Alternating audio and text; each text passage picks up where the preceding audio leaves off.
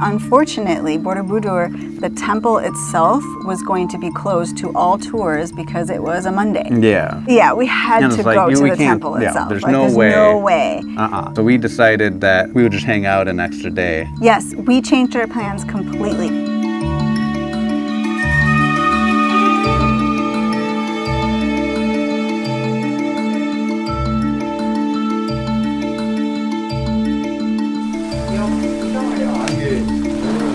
I like cats and I like coffee. Can't say I like poop so much, but it doesn't taste of fecal matter, which is the best part of waking up.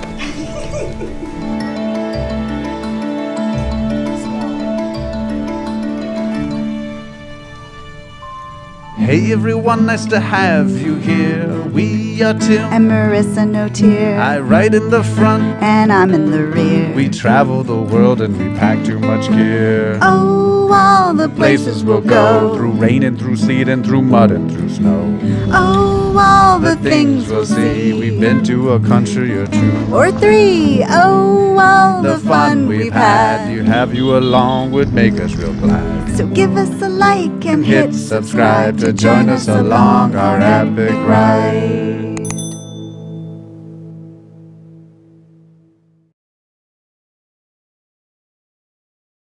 Hey everybody, welcome back to another episode of Two Up and Overloaded. If you're just joining us for the first time, I'm Marissa Notier, And I'm Tim Notier. and we ride two up on a motorcycle all over the world. In this part of the world, in Indonesia, we have chosen a Bajaj Pulsar 220, and it has taken us across Java to this incredible place that has the largest Buddhist site in the world, Borobudur. Borobudur is this crowning temple on top of a hill. And it almost, I don't know if any of you watched the Great British Baking Show, but it kind of looks like marzipan, like if they were to make a cake, a Borobudur cake, I think it'd be very fitting. I think that's just right. And we were very excited to go see this magical wonder, but a couple things happened prior to us seeing this wonderful sight. So we woke up in the morning in this town where we had stayed for Tim's birthday. Yeah. And we were in these little kind of cabin construction things.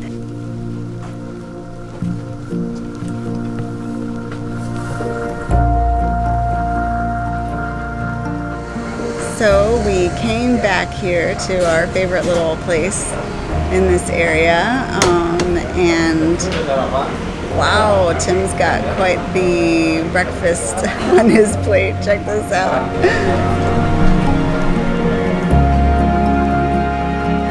Good morning. So today we are on our last little leg before the site of Borobudur. It should only be a 2-hour ride today, so we're looking forward to that, to being able to relax in the countryside around Borobudur this afternoon. It looks stunning in pictures, so we'll see what it's like when we get there. Should be beautiful.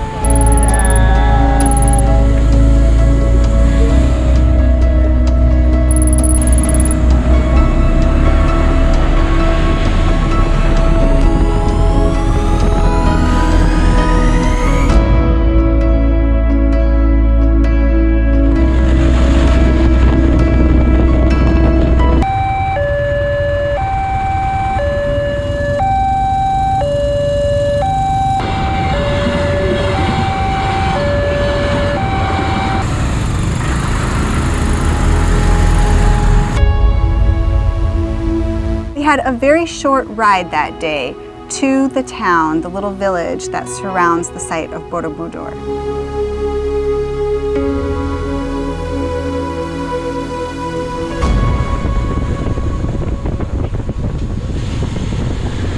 Marissa had looked up a place to possibly stay. It was called a homestay. Yeah. And we get off of the main road and we're climbing up through this beautiful scenery. There's mountains in the distance and there's rice fields.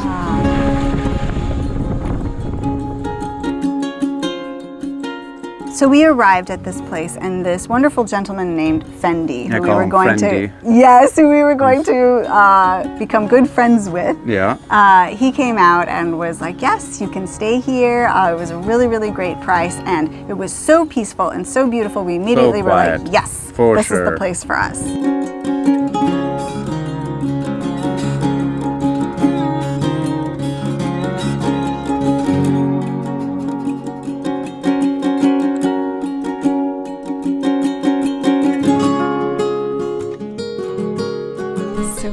found this amazing place. It's called a homestay online, and it is like a hotel, but very simple, but it's so beautiful and quiet here.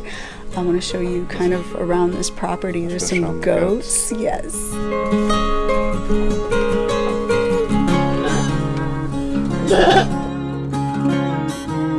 So I've learned, and I have to look it up to make sure it's true, but that bananas are from this region. Here's a bunch of great examples of banana trees. Now everyone has their own kind of list of the 7 wonders of the world, and I have my own personal list that is way more than 7, and Borobudur has been on this list for forever for me. I just knew I would love to go there one day, and here we are finding ourselves on the island of Java in Indonesia, and I'm like, well, we cannot leave this place until we see Borobudur. Fendi offered a little tour package of the following day to see a sunrise from an overlook, you know, of some mountains in the distance, and then there were a couple more temples because Borobudur didn't open until like 8 something. Well, it opened at 6:30, but Yeah. Borobudur used to have a sunrise tour, but it has since been closed off to that ever since the pandemic. No, ever since the parkour. Oh, the parkour dude. guy! Yeah, he did a bunch of parkour around the temple of Borobudur, like on the site of the temple, off Jerk of the. Yeah, it is jerk stuff, off of all the old stones and everything, and it went viral, and unfortunately because of that video, legend has it, they have since closed off the temple itself to anyone except tours. So you have to join a tour. There is no sunrise tour anymore, and the first one usually starts around 8 to 9 in the morning. So we knew we had some time in the morning to do something else. Yeah, and we like sunrises. And we like sunrises of a view of an amazing temple. So we took our friend Fendi up on his deal. Part of this deal is that we were going to ride on motorcycles that is not our motorcycle. So 2 little tiny motorcycles. Little scooters, Yeah, and we were going to ride on the back, Fendi and his friend. Okay, we're doing something a little bit different today. We're jumping on other people's motorcycles to go visit these 2 other temples, see the sunrise from a specific location, and then we're going to head to Borobudur. Tim was going to ride 2 up, which is awesome. This is true. Okay, after the Mendo temple and Pawan temple, you go to the Borobudur, directly to the Borobudur. Yes, please. Okay.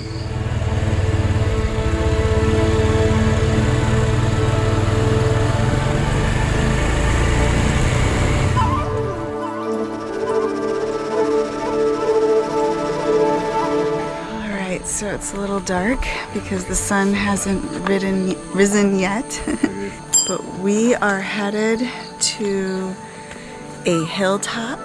It seems to be a very well-worn paved path that many people take. So this is definitely on the tourist trail. Since we no longer can watch the sunrise from Borobudur itself, I think this is what a lot of people have been doing in the past few years.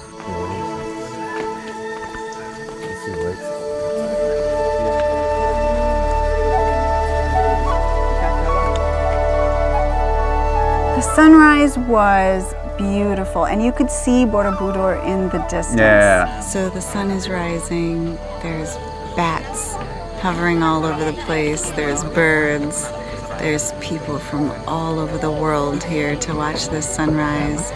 There's 2 giant mountains in the distance, one of which looks like it could be the volcano. There's a wisp of smoke kind of coming off of it. So I do know that it's currently erupting. That could be it. We also think we might spot some of the little temple spires of Borobudur. Everybody's pointing their cameras like over here, and I'm like, what's over there? And you see this little, temple top, and you're like, oh, that's it. It really is like a hill amongst all the other hills, but it's man-made. It's really incredible.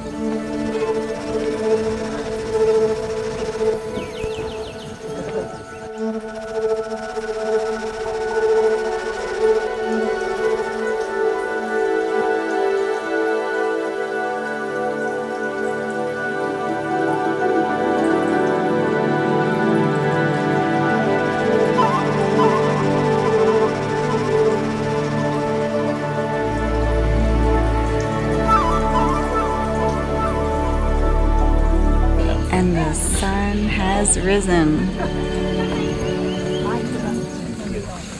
And while we were there, we met another couple, and we really hit it off with them. They were so awesome. Friends. But they told us that, unfortunately, Borobudur, the temple itself, was going to be closed to all tours because it was a Monday. Yeah, which And- was news to us. Yeah, we didn't realize that. We have flexibility. We have though. flexibility, so we said, well, we gotta go. Yeah, we had And to it's like, go to we the can't- temple yeah, itself. there's Like, no way. no way.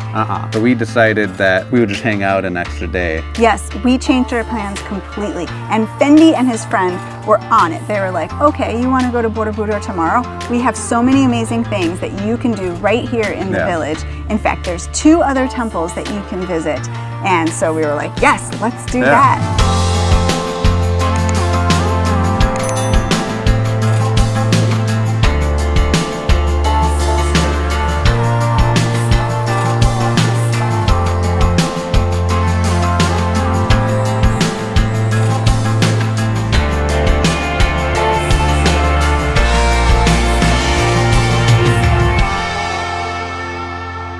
So the first temple that we went to was Chandi Mehut. It was still really early in the morning, and it was so beautiful with the sun kind of golden streaming on Yeah. this gorgeous, gorgeous temple.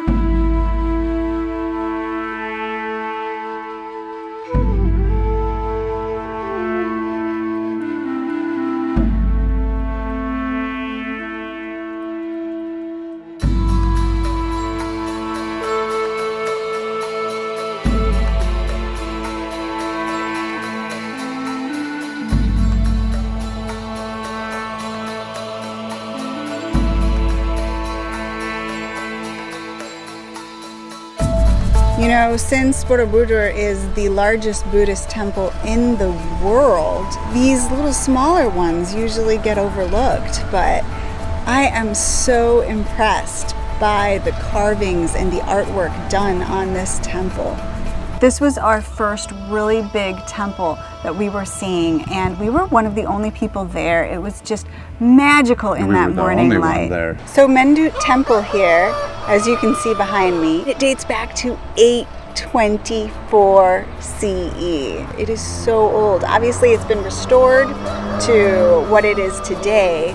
Over here on the grounds, you can see some of the rubble. That is probably what it looked like before the restorations, but that is extremely old, and it's so beautiful how many of these carvings have been preserved. And it was built by the Shailendra king, an old Buddhist king from the 9th century. After the temple, we walked back towards the bike, and there's a little Buddhist monastery right there. Yes. And they're like, yeah, go in and check that out. And it was free.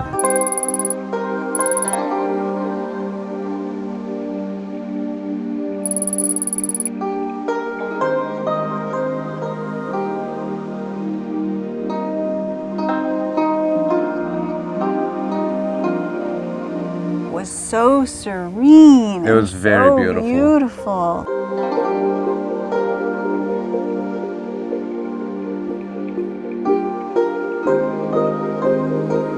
So although Indonesia is predominantly Muslim, there is a large congregation of Buddhists here, including this gorgeous Buddhist monastery that is right here next to Chandi Mendut. And it is such a peaceful, lovely place. Oh my goodness, look at this.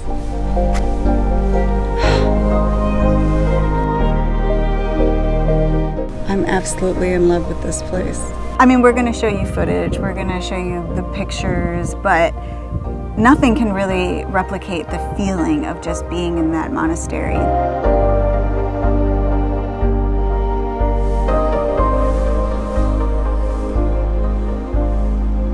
So after walking around, breathing in the fresh air, absorbing in the enlightenment of past and present Buddhas, we got back on the bikes and we went to a second temple. Yes.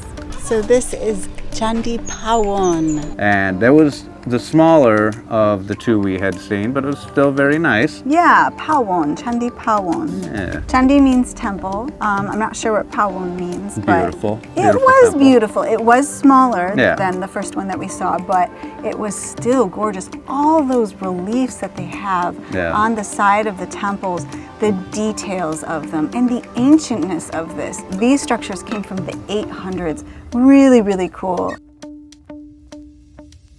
We were again escorted across the street by Friendy and his Friendy, and there was one of those places, and most of you may probably heard of it. I've heard of it. I had no idea I was in that part of the world, but it's the part of the world where there's that cat thing that eats coffee beans and poops it out, and Yeah. some dude was like, oh, I bet this would be a good roast, and then made coffee out of it, and now it's like a worldwide phenomenon. Yeah. It's the most expensive coffee in the world is this cat poop coffee, and there happened to be the Indonesian version of Starbucks across the street from this little temple we were at. Yeah! So, like this one, the animal, the civet cat, or we call luwak, they live in the jungle. It's about 30 kilometers from here.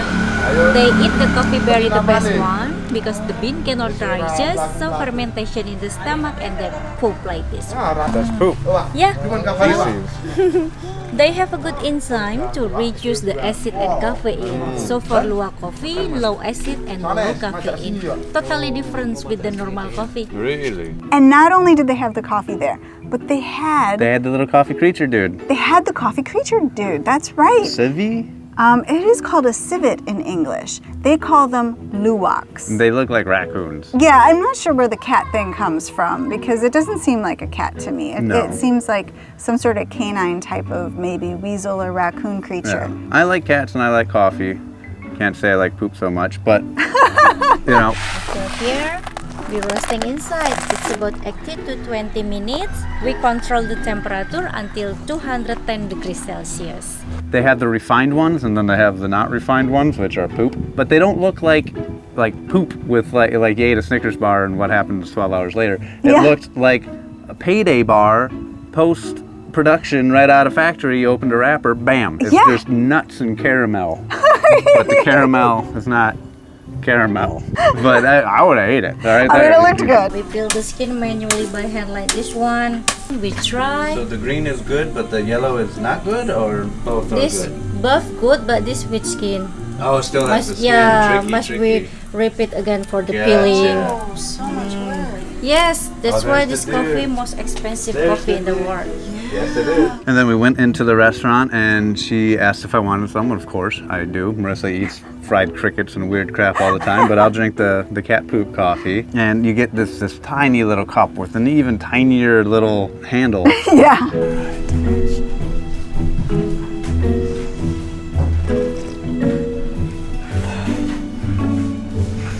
It's not bad. No, it's good. It doesn't taste of fecal matter, which is the best part of waking up. Yeah, I drank it, and it wasn't bad. You know, I'm used to like. Bad. Was it good? Was it amazing? Well, it didn't taste like crap, but, which is good. Yeah, amazing might be a stretch, and bad is definitely not what it was. But I've been drinking Folgers instant coffee for so long. It was the best Indonesian coffee I had. Good. But I've always wanted to try it, so I feel very lucky that I've had cat poop coffee.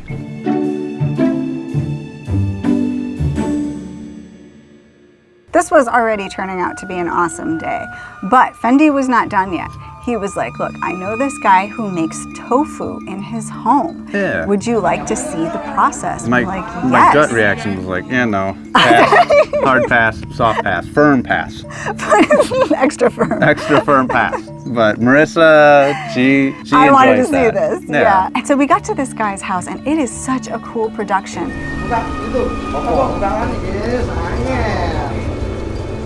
In fact, making tofu is a lot simpler than I thought. I thought you had to like ferment it for months and bury it under the ground, or I don't know what was going on. But basically, they were taking the soy, which it was all from the United States. American soy. I'm thinking it's Illinois soy. Illa soy. Illisoy, where we're Illisoyan. from. So maybe, who knows? They grind it up, they boil it, then they strain off all of the froth. Yeah. that had been boiled up to the top.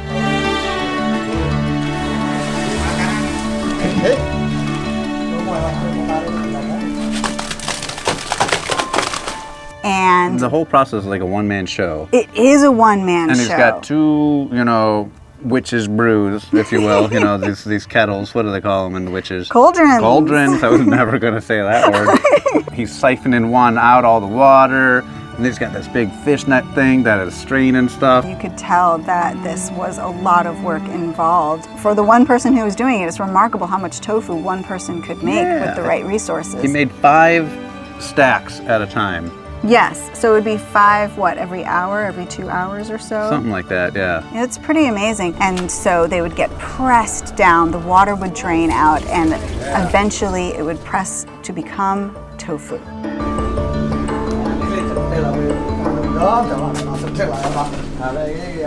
So that was such an awesome experience. Yeah. And then the But wait, last there's thing more. we did on this incredible day in which Borobudur was closed was we went and saw a place where they have beehives and they make their own honey. Yeah.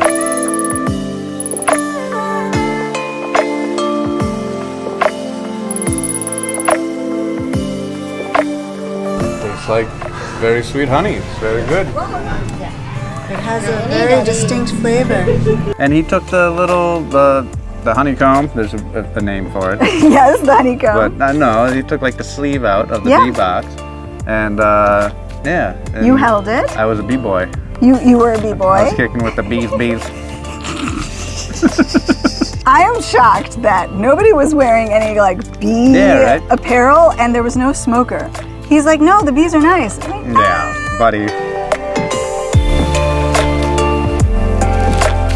Yeah, it was a really excellent day all overall, and we didn't get to see our grand thing that we No. had hoped and hoped for. But I'm glad that we took the extra day.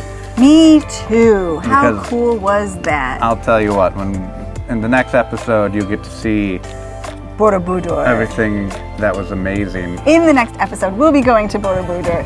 Check it out. It's going to be so great. And I hope you liked this episode. If you did, please give us a big thumbs up and hit the subscribe button below. Ding, ding. And we'll be seeing you next time. Stay safe, everybody. Bye. Peace. One of Yeah, those I don't bees like bees. Yeah, Really liked you. this is true. Wouldn't get off of you. Yeah, it got on me, and I wanted it. And I was like, all right, dude, we've made our friendship and our bond, but now this is like the scene Yeah. from what's that Kevin Candyman. Costner Wolf movie? No, No? well, Kevin Costner Wolf movie. He makes it go away. Come on, it's one of your favorite movies. Dancing with the Wolves? Dancing with the Wolves. What does that have to do with bees? Because the bee was on me, and I said, "Shoo, get out of here!" And I was like, "No, I'm your friend." But this one place we went to, Yeah, we found a restaurant with a very interesting dish. We didn't notice it at first, but they were on like a romantic date, Yes. drinking out of this bone, like this little. It's like a giant cow femur, Oh. basically, that had been cut in half, and they put a straw in the middle it of was it. like Lady and the Tramp, and they're just staring Yes. at each other with love eyes, drinking out of this The bone marrow. Oh, Yeah, so they were gross. drinking the bone marrow. And they had like a little knife eating the things on the outside and then sucking the inside. It was You know, weird. I'm very happy that there are people that are really into that because This is true. it uses all the different parts of the animal Yeah. that we would normally discard, and is probably super healthy. Yeah, and all the posters around this little restaurant is everybody chugging on their little bone marrow Yeah. brew. And it was like, how did we not notice that the thing to get here Is is the bone marrow. yeah. Oh.